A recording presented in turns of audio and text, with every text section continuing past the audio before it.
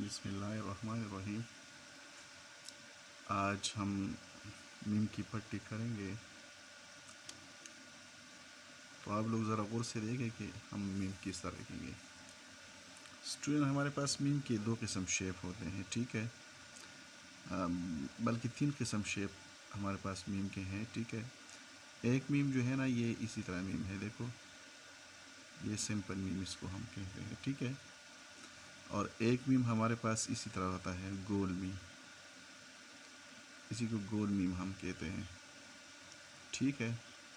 اور ایک میم جو ہے نا، اس کی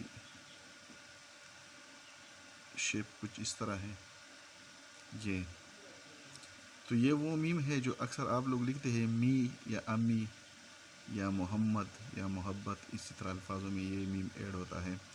اور یہ گول میم ان الفاظوں میں ایڈ ہوتا ہے جو اوپر کی طرف جاتے ہو، جیسے الفاظ ایسے اوپر کی طرف جاتے ہو، تو اس میں یہ گول میم ایڈ ہوتا ہے، ٹھیک ہے۔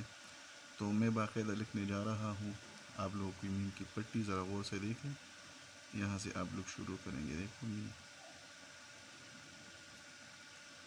ٹھیک ہے۔ پھر دوسرا لفظ دیکھیں، میم کے ساتھ بھی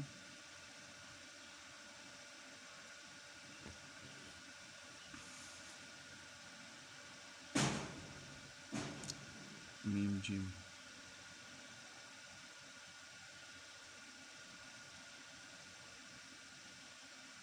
میم جیم، میم دال، میم را، میم اور سین،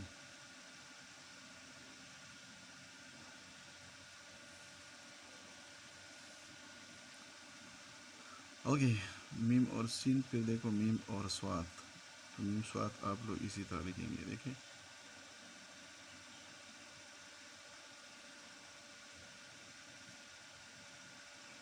میم سوات، میم اور فا،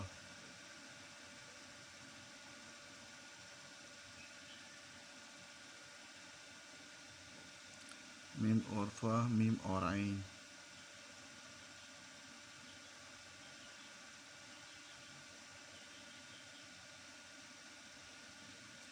ٹھیک ہے۔ میم اور فا،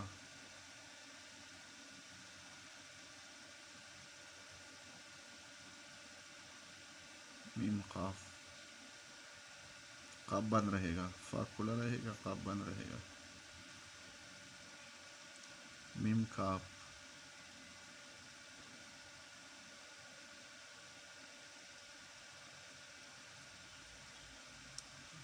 اوکے۔ میم لام،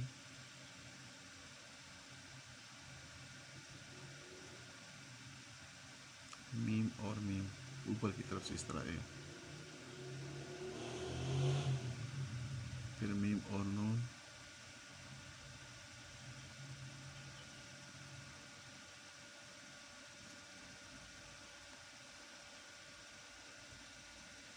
میم اور نون آپ لوگوں نے دیکھ لیا، میم اور واو،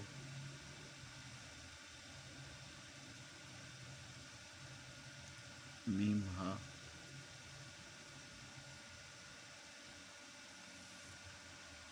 پھر دیکھیں میم ہا اور میم یہ،